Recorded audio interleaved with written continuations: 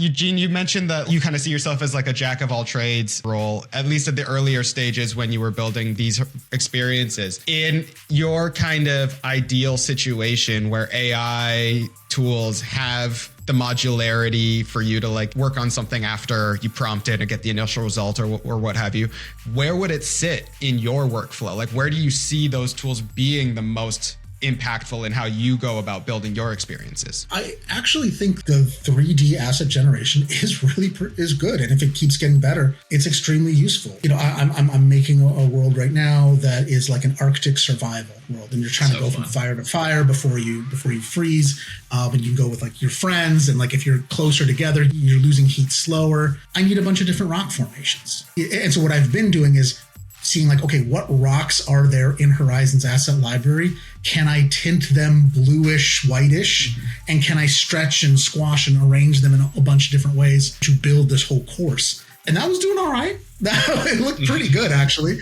But if I can say, you know, icy cliff face in an AI generator, and if I really like what it puts out, now I have a bunch more rocks that I can play around with, right? And for something like that, I don't need it to be exact. I don't need it to be like very specifically built. I just need a nice visual. It's there to fill out the world. Mm-hmm. It's hard to imagine building a world around AI or an AI object, but you know, we'll see how good the technology gets.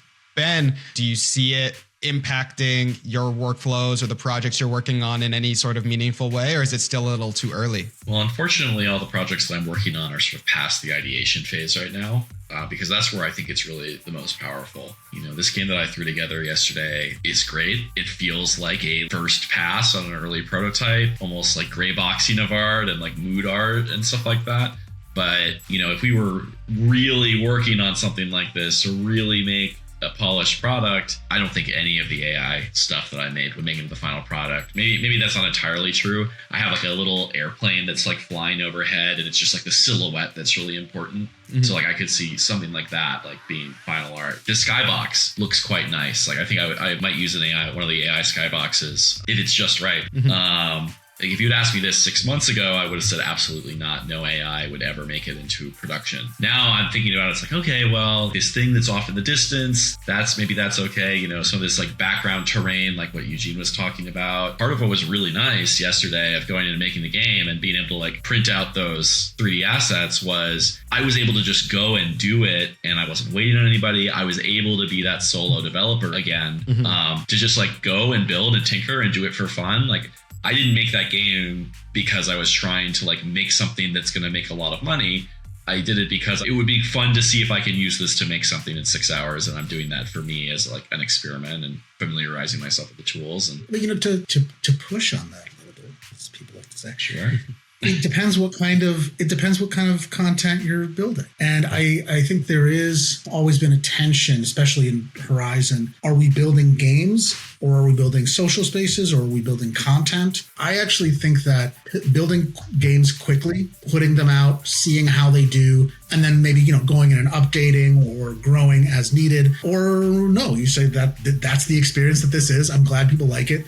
Now I'm going to make another thing, and now people know that I have a good brand for, you know, quick, fun experiences. Like that was my model for a really long time. I'm actually trying to get back to that model because now, you know, the things that I make I feel too long to make because I know all the things that I'm doing wrong. So it takes me a long time to actually go and fix them and, you know, polish them. If your model is, I'm going to make fast experiences, and you kind of find a way to actually make those satisfying, even in quick bursts, I think AI is going to really speed that process up. First draft becomes final draft, right? The ideation phase becomes the completion phase. I don't want to judge that. Like that's a model of building that I think is valid if the ultimate experience is good. But I don't disagree with that. But in contrast to that, like the type of project work that I'm doing is, you know, our company's paid, you know, thousands or tens of thousands of dollars to build content. I don't know. It feels kind of sketchy to get paid to do something on like a 5-month project and just hit generate, you know?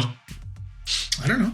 It's interesting, right? Like it's an ethical question because it's like, how much work are you putting into it versus relying whole cloth on the AI models to do it for you, right? As long as you're not taking some AI output, blasting it out there and presenting it like it's your idea. That's where you start entering into these like questionable areas, right? But if you're still having hands-on, iterating on your prompt, or, making tweaks after something is generated, or combining different outputs from different AI tools to create something that is unique in and of itself, then you start getting into still maintaining the human creativity element, which I think still is a valid approach to building these types of experiences. I mean, this is why all the conversations like, is AI art? Right. Just evolve into like what I talked about before, where it's like, well, however you like to use it, that's the okay use for it. Yeah.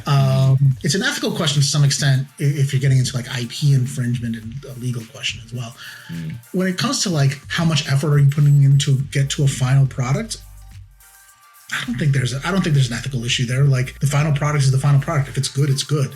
If a person has a genuine experience that they enjoy, that is what you've been commissioned for, or that's at least what you've been striving for. So how you get there, I don't think really matters. It does become challenging when AI art is an impediment to that, right? Because it is substituting what is like I think like we see so many AI images now, like just over the last 2 years, suddenly we're pretty good at recognizing like AI slop, and like our eyes just kind of glaze over it, and then we move on. Like if you're relying on that, then you are creating an impediment. But if you find a way to use it that actually provides for a richer experience, then at that point, it's just a tool. Yeah.